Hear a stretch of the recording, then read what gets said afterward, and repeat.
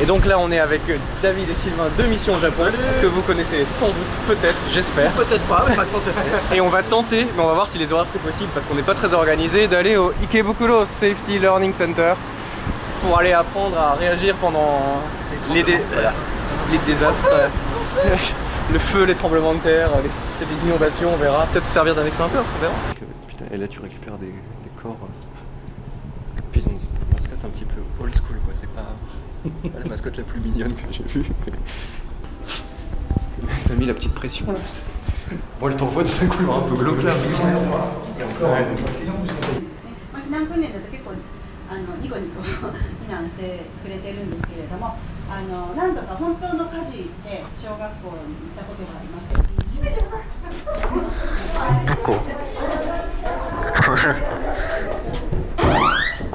Ah, faut rester en bas en fait à moins de 120 centièmes. Ah putain, il y a de la fumée.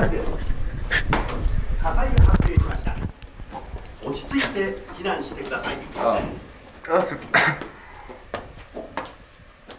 Elle est où la sortie de secours? Est-ce qu'on est déjà arrivé? Ah non, c'est pas fini. Attends, je te tiens le pont. Merci. Exit. Voilà, on est là. T'es en mode mission au Japon dans le noir, je pense qu'on verra rien du tout. Ah.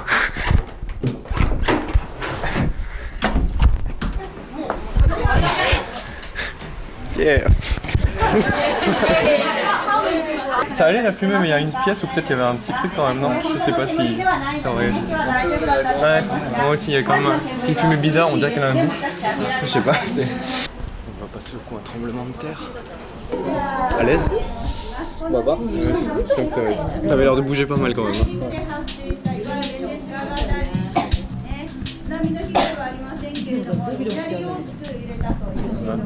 Là ça commence à bouger.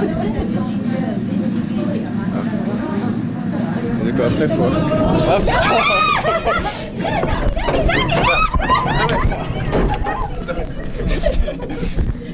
C'est un peu violent.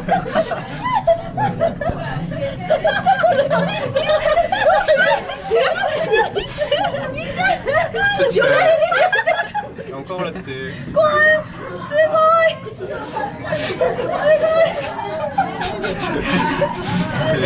Les mamans qui sont intéressantes. Vos impressions à chaud sur cette petite expérience qui est aidée. Moi parce que je suis vieux, j'ai été mis sur le côté, je trouve ça vraiment lamentable. Je vais porter plainte, vraiment. Non, c'était difficile effectivement parce qu'avec la fumée, si tu as des problèmes de santé, etc., plus quand ça bouge. Mais au moins j'étais caméraman, j'ai filmé un petit peu les deux osios, hein. C'était vraiment sympa. La fumée c'était enfin vraiment le truc, ça a piqué un peu à la fin. J'ai bien fait trop faire. Ça gratté sur le coup en fait, c'était vachement secoué, tu te cognais un peu sur le truc, après ça allait, mais ouais, c'était sympa, vraiment sympa comme truc. Ouais, c'est gratuit en plus, il faut quand même le préciser, donc c'est top. Et ils le font quasiment tous les jours sauf le mardi. Et ils le font le week-end si vous venez avec vos enfants, parce que c'est ce qu'elle a dit à la fin. Donc franchement c'est cool. Prévention aussi, prévenir le truc qu'il faut faire. Enfin, quand on comprend le japonais, parce que... Ouais, elle vous donne plein de conseils en japonais. Après, peut-être que dans le pamphlet, j'ai pas regardé, il y a peut-être 2-3 conseils qui sont écrits, je ne sais pas. Mais donc voilà, ouais, non, mais c'est vraiment cool à faire. Donc je recommande à tout le monde de faire. Très bonne idée. Mets un pouce. Mets un pouce, on valide. On verra peut-être cette vidéo sur Mission Japon avant qu'on la voie chez moi, mais je ne sais pas. David de Mission Japon a prise, je n'avais jamais vu ça. Aloha Mate, passion et orange. Oui, bah, c'est un jus d'orange avec un peu de passion. D'accord, c'est pas gazeux, c'est juste un... C'est un jus d'orange que tu dois boire avec passion. Ouais. C'est hyper important alors. Par contre, si tu fais ça, non. C'est pas bon. Si tu fais... Ah bah là je sens la passion. Orange et passion. Ouais. Ah bon. Test of Hawaii. Aloha quoi. Aloha. Ça, ouais. C'est bon. Ouais, alors je viens de me rendre compte effectivement que c'est vraiment du coin le truc. Alors, on va boire local. Aloha. Ouais, je pense que c'est fait au Japon, hein, avec qu'ils ont mis un gros marketing Hawaii, on met Aloha dessus, ça c'est voilà, marketing cliché classique à la japonaise, il n'y a pas de souci de ce côté-là. Alors, mais qui c'est qui est derrière nous? Mais qui c'est donc? On a le plaisir aujourd'hui d'accueillir notre premier invité du périple Le Nippon de Mission Japon. C'est Jérémy, que vous pouvez suivre sur sa page Facebook Jérémy Meets Japan, qui est là depuis 2 mois à peu près. Voilà, 2 mois, voilà. C'est un peu bientôt la fin de mon trip d'ailleurs, mais voilà, 2 mois à peu près au Japon. Mais dans le truc là, ouais. peut-être pour filmer, vu que normalement je fais tout seul et je galère. Donc voilà, on est chez Chikara Meshi, un gyudon, le meshi de la force quoi, la bouffe de la force, Chikara ça veut dire force. Donc c'est des gyudon mais avec la viande grillée, donc on va les goûter. Moi je prends un petit. Toi tu plus fin que moi, ouais. Ça. Ah, du coup en fait, je crois que c'est... Je me demande si tu... Ah, il te manque 10 cents. Non. C'est green ici. Oh, ça a l'air pas mal hein. Ah, c'est un peu plus cher. Green beef et vegetable. Ah, j'ai tenté ça quand même. Le petit karameshi avec la viande bien grasse et grillée. Privilégiez votre partie. Elle respire le gras, elle reluit à 10 km. C'est pas mal ça. Ouais. Du coup j'ai craqué, j'ai pris un vegetable set mais en fait il y a quand même beaucoup de viande donc je suis plutôt content. Pour 600 yens. Ça va. Il y a du riz, donc ça remplit le ventre. Au niveau du niveau de gras sur l'échelle de 1 à 10 c'est comment? C'est grave. C'est grave. ça monte haut quoi. J'ai pris un vegetable set. Donc il y a des légumes en dessous. En fait du légume c'est du chou quoi. Mais qui respire un peu le gras et la sauce déjà. Par-dessus de la viande grasse. Une sauce un peu sucrée. Oh mais c'est bon hein. Toujours plus. Toujours dans la surenchère. La petite pâte de Godzilla comme ça dans le Sunshine City. Comme Donc alors, sachant que le pied est à Ikebukuro, que la tête est à Shinjuku, où est la bite de Godzilla? C'est une question géographique et anatomique en même temps. peut-être dans le marché aux poissons. Je sais pas où il l'a fourré. C'était Sangoku qui fait du Segway. Il est plus classe que celui qu'il y avait à Mamatsucho avant. Celui-là d'Ikebukuro ouvert quoi? C'est l'année dernière je crois. Putain, il y a des Pikachu d'été qui ride un Magikarp, je sais pas. Je sais pas, c'est une collaboration ça? La Skytree aussi, Pikachu. C'est plein de goûts de la Skytree. Il me fait peur ce truc.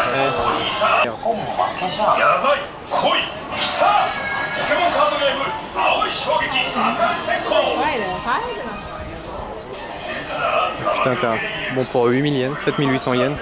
Tu peux avoir un Bulbizarre géant. Donc ça c'est plutôt cool quoi.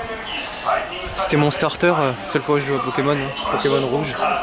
Je joue avec Bulbizarre. Ditto, je sais plus comment, Métamorphe. Ça va, même si vous êtes ancienne génération de Pokémon, il y a plus de quoi faire peut-être que pour les nouvelles. Il y a pas mal de Pokémon classiques.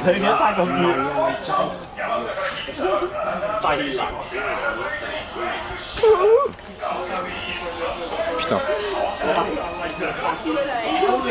Je vais fondre là, je suis à deux doigts de l'acheter ce truc. C'est un rondoudou. Putain, il est tellement chou. Dans l'autre center, il y avait une peluche de Ronflex, mon Pokémon préféré. Et là, je ne le vois pas. Scène de vie. Ils sont partout.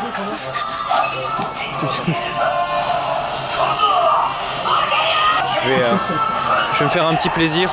Je vais prendre un petit bain de rondoudou tout mignon là. C'était un peu trop kawaii pour moi là, je vais lâcher là. Attention, il y en a qui vomissent. De joie, sans doute de joie. Mais n'hésitez pas à venir vous-même, hein, je pense qu'il y a moyen de quoi vous faire des petits souvenirs, des goodies. T'as des gros trucs, des petits trucs pour tous les prix. Donc c'est plutôt cool quoi. T'as un poster de Pokken là. Comme ils ont un peu honte de leur jeu, ils l'ont un peu caché avant l'entrée. Un peu caché derrière Dracofeu là. Tu joues avec une manette en fait. Je pensais que t'avais un stick arcade classique mais t'as une manette spéciale. 100 yens la partie. Comme souvent dans les bornes arcade, j'explique les contrôles rapidement pour que tu puisses prendre en main ça. Il y a aussi ça. Je sais pas ce que c'est comme jeu, Pokémon Gaole. C'est un peu mystérieux ce qui se passe en termes de jeu, je ne comprends pas. Alors en fait là on est devant le Kabukiza de Ginza. Et on voulait voir une performance de Kabuki, mais en fait il y a un truc pour essayer pendant une demi-heure. Et du coup pour seulement 1000 yens, parce que sinon, ouais, normalement voilà, c'est 150 €, mais bon là il y a un test à 10 €, ça dure une demi-heure, du coup c'est une petite pièce. Et Et par contre tu dois la voir debout en fait. Il faut, donc voilà, donc je sais pas trop comment ça va être, mais bon ça peut être sympa. Donc là on attend tous pour prendre les tickets en avance. Bon, on pourra pas... Qu'est-ce qu'il me dit? Bon, on pourra pas filmer la performance hein, malheureusement, mais c'est au moins pour vous montrer le théâtre. Donc, tout le monde attend et on dirait que c'est nous qui allons faire la performance. On est devant plein de gens. En fait, tous les gens qui sont assis devant nous, ils peuvent voir le spectacle assis justement. Mais nous, on est venu un petit peu en retard, donc enfin en retard. On n'est pas venu assez tôt, donc on va devoir le voir debout, comme dans des vieilles tribunes populaires de la Menno. Le Kabukiza de Ginza, le quartier hype. On va voir ces petites dorures. On va voir la pièce Ryusei.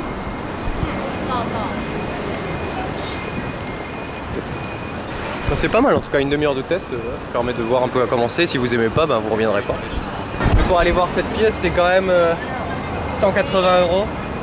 Et quoi les voir ah, mais il y a aussi des billets à 6 000 € qui doivent être moins bien placés. 6 000 €, je vais dire à 60 € pardon.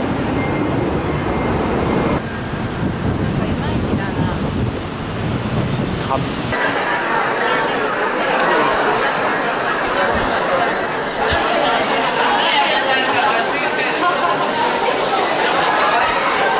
En fait on vient de sortir du Kabukiza, donc on a vu la performance. Je suis désolé, je peux pas vous la montrer, hein. Ça n'a pas pu filmer. Et en fait ça ressemble plus par là. Ça ressemble plus à de l'opéra. Ça ressemble plus à de l'opéra qu'à une pièce de théâtre, donc ça a duré 35 minutes. Et t'avais des mecs en super costume là, comme ça, un gars, une fille, pendant qu'il y a des mecs posés de côté qui faisaient un peu du shamisen avec une voix bizarre. En fait ça ressemblait vraiment un peu à de l'opéra. Puis après un mec qui est rentré et il a dansé pendant plus de 20 minutes je pense. Et il changeait de masque et tout, c'était marrant mais c'était un peu long quoi. Surtout que je comprenais rien à l'histoire. Il y a des audio guides que tu peux louer je crois, mais on n'en a pas pris. Et par contre à la fin c'est bon, c'est parti en couille, du coup le mec ils l'ont accroché à des poulies, il s'est envolé à travers le pièce de théâtre et ça c'était plutôt cool. J'avoue que la fin, et puis il est parti dans la fumée, donc ça c'était un délire assez sympa. Mais sinon ouais, bon, pourquoi bon, Millienne je vous conseille d'aller en voir un, c'est sympa à essayer mais j'aurais pas payé, enfin voilà, c'est pas forcément mon délire. Déjà l'opéra à la base c'est pas mon délire, donc là bon, c'est pour l'expérience quoi. Et la boutique de souvenirs aussi, elle est hyper grande dans le Kabukiza. Juste à côté de la station de métro. Un petit 7-Eleven aussi au cas où t'as un petit creux pendant que tu cherches tes souvenirs. Soyu. Daijin.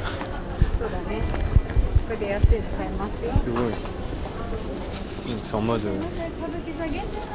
mode ambiance. 熊取のやつ。スーパー歌舞伎なので宙乗りをしている。ああ、なるほど。スーパーマンスタイルがちょっと違います。ああ、なるほど。面白い。Takayama en mode super salon. Vous reconnaissez la homepage de Jeremy Meets Japan, le Saru Bobo de Takayama. Amen. Très dans l'esprit théâtre. Hey, say something, Vegas. What? You've been hooked in the game? Yes! Because this game is so amazing! Et là donc on est toujours par 30 degrés dans le Tokyo Indies, là où il y a eu les présentations de plusieurs jeux. Et puis là on est avec Christophe, un français. J'avoue que je le connaissais vite fait d'avant un petit peu. Et qui est sur son premier jeu qui va sortir sur iOS. Il va nous expliquer un petit peu le principe en fait. Oui, alors mon jeu s'appelle Study World Language Game. Et c'est entre un mix de Tetris, Candy Crush et Scrabble. Donc le principe en gros c'est de faire des mots. Alors à la Tetris on a des lettres qui tombent une par une et on les place. Donc ici on est à Shibuya au Tokyo Indies et il y a pas mal de développeurs indépendants ici dans tous les styles qui se retrouvent pour parler jeux, pour présenter leurs jeux aussi. Donc là il va y avoir des présentations dans 5 minutes. On va voir un petit peu ce qui se fait sur la scène indépendante Tokyo. So it will be out at the end of this month on July 29. Anne que vous connaissez peut-être sur la chaîne No Life en fait et qui est en train de produire un documentaire sur le jeu indépendant. Elle va peut-être nous faire une petite présentation, voilà. Voilà, la fin du mois de juillet, donc le 29 juillet sort un documentaire qui s'appelle Branching Pass. Je traduis en français une journée, un voyage dans la scène indépendante au Japon. Donc c'est un documentaire sur la scène jeu indépendant au Japon. On a tourné pendant 2 ans.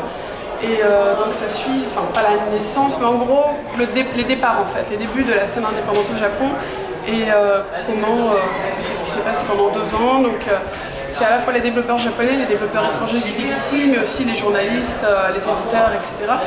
Et donc ça sort bientôt et j'espère que vous allez regarder, que ça vous plaît. So this is the actual gameplay screen. It's a very simple game. 上にあるトータル支払金額を確認し、 So you can check the total at the top, 下の画面の財布から小銭を選択する。 and you can select coins from your wallet at the bottom of the screen. Mais en gros, c'est une application qui vous aidera à pratiquer une langue que vous aimez avec du fun tout en jouant à des parties rapides de 5-7 minutes si vous êtes dans le train, en voyage, etc. Et même je veux dire graphiquement, si on peut remontrer un peu. Là aussi on est au Japon, donc là c'est pour apprendre le Japon. Enfin, il y a là on décore Japon, donc là il y a Tokyo Tower. Tokyo Tower, Mont Fuji. Avec la petite musique et puis un petit côté pixel art qui est moi je trouve vraiment sympa.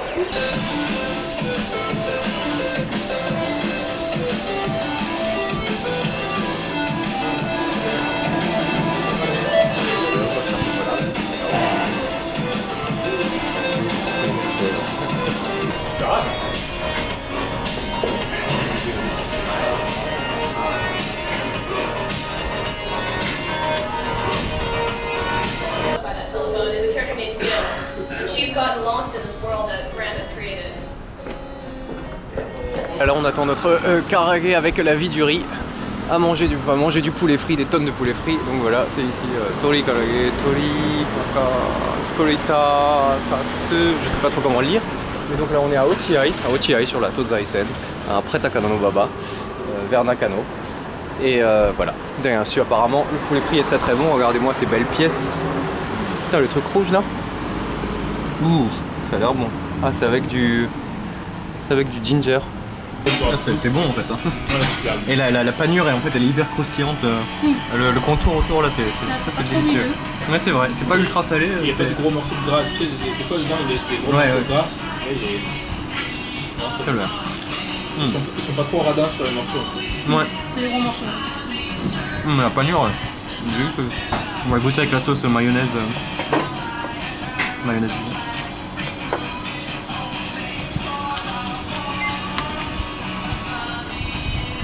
Du Blink 182 en musique, ça fait assez bizarre dans ça.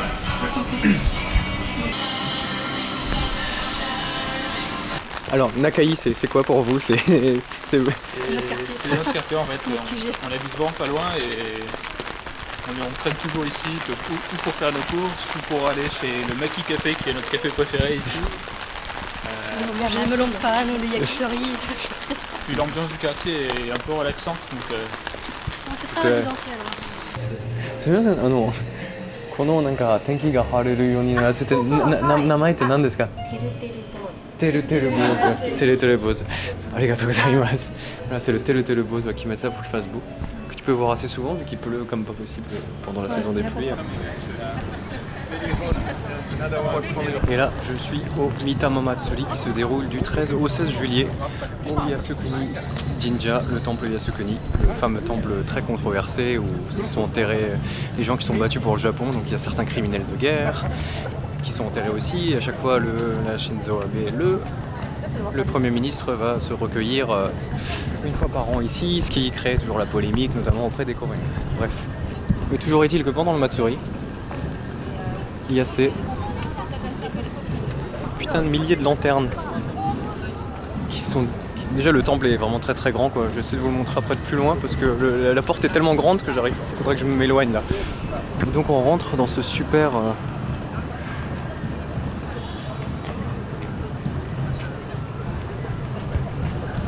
C'est une ambiance assez folle. Je trouve ça magnifique. 3 jours par an, il faut profiter pour afficher les lanternes.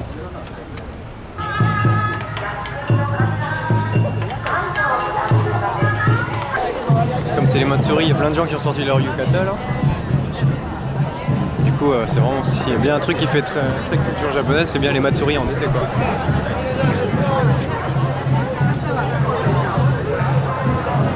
là-bas au fond on voit le Yasukuni Jinja. Donc son autre portail géant, son autre torii géant.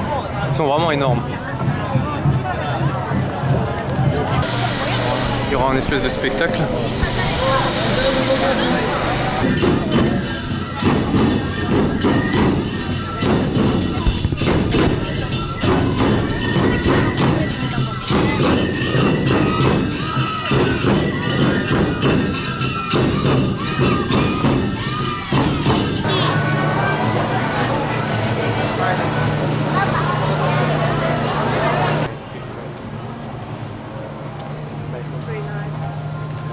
Et vous l'entendez sûrement pas, mais il y a la Reine des Neiges derrière en version japonaise qui joue dans le temple. C'est marrant parce qu'avant il y avait les danses traditionnelles, donc à partir de là, voilà, c'est mode rien à foutre, asiatique sans scrupules. Voilà, après un parc géant, une super grande allée, on arrive vraiment au sanctuaire Yasukuni où les gens se recueillent. On regarde une performance aussi.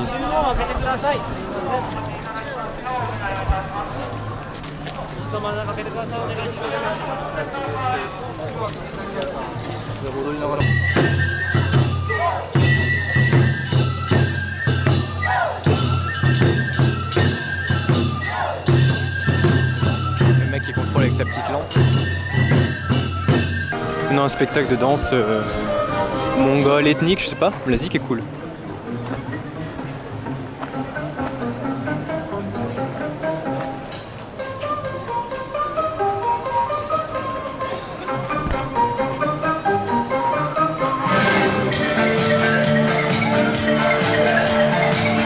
De dance 80s ethnique, moi je kiffe quoi.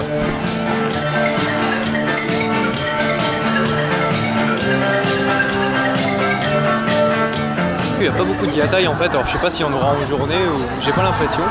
Donc là tu peux acheter des souvenirs et je pense à bouffer à boire. Mais j'ai marqué que l'alcool est interdit, ce qui est... L'alcool est interdit, de déambuler ici avec l'alcool c'est interdit.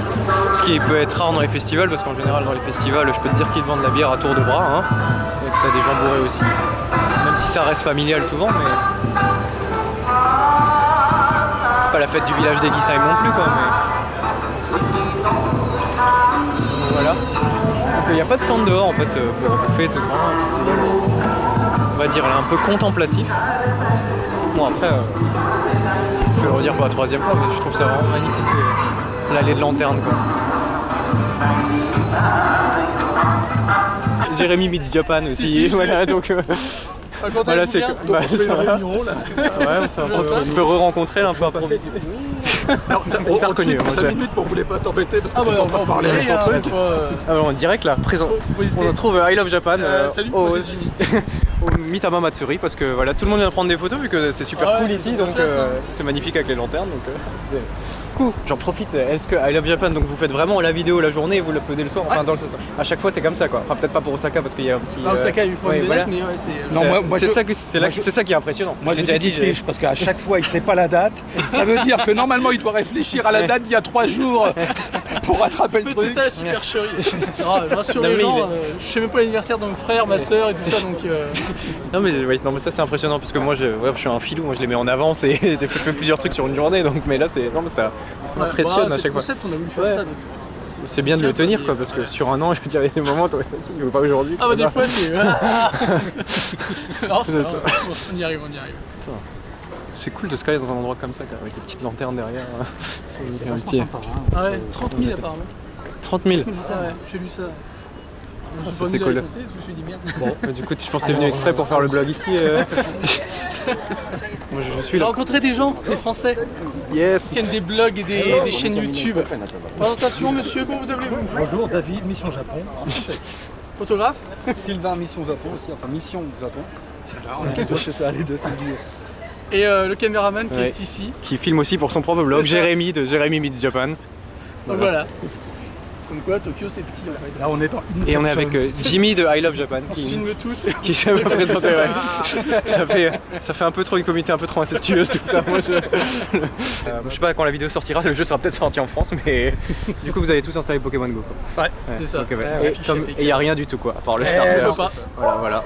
On n'a rien du tout. Bon bah voilà, on attendra la release, enfin japonaise ou française selon les téléphones. Quoi. Pour essayer de capturer le petit Pokémon. Voilà, on a le temple derrière, enfin au loin, et là le tori géant de... Je sais pas où il y a un tori plus grand que celui-là en fait. J'en ai pas vu moi perso. Il est immense.